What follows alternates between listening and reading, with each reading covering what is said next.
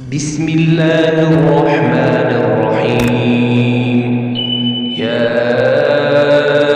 أيها المزمل قم الليل إلا قليلا نصفه أو انقص منه قليلا أو زد عليه ورتل القرآن ترتيلا إنا سنلقي عليك قولا ثقيلا إن ناشئة الليل هي أشد وطئا وأقوم قيلا إن لك في النهار سبحا طويلا واذكر اسم ربك وتبتل إليه تبتيلا رب المشرق والمغرب لا إله إلا هو فاتخذه وكيلا واصبر على ما يقولون واهجرهم هجرا جميلا وذرني والمكذبين أولي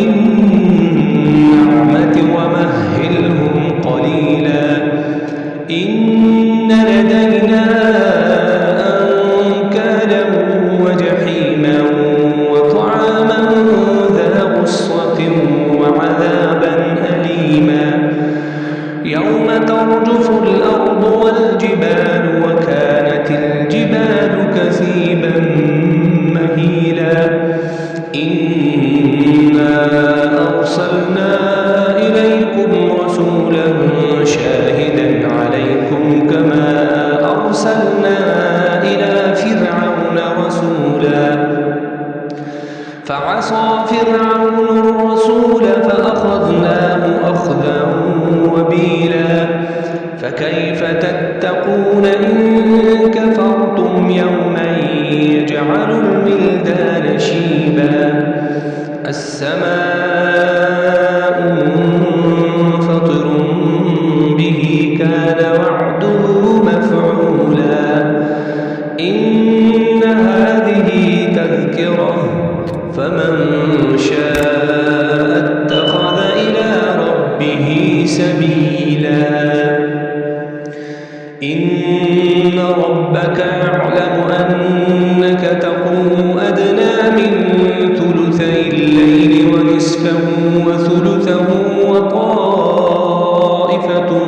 من الذين معك والله يقدر الليل والنهار علم أن لن تحصوا فتاب عليكم فاقرؤوا ما تيسر من القرآن علم أن سيكون منكم مرضى وآخرون يضربون في الأرض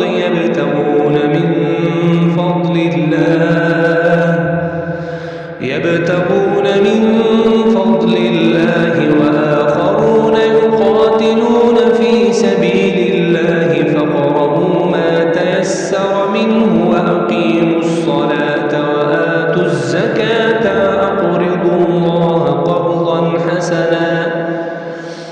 وما تقدموا لأنفسكم من خير تجدوه عند الله هو خيرا وأعظم أجرا واستغفروا الله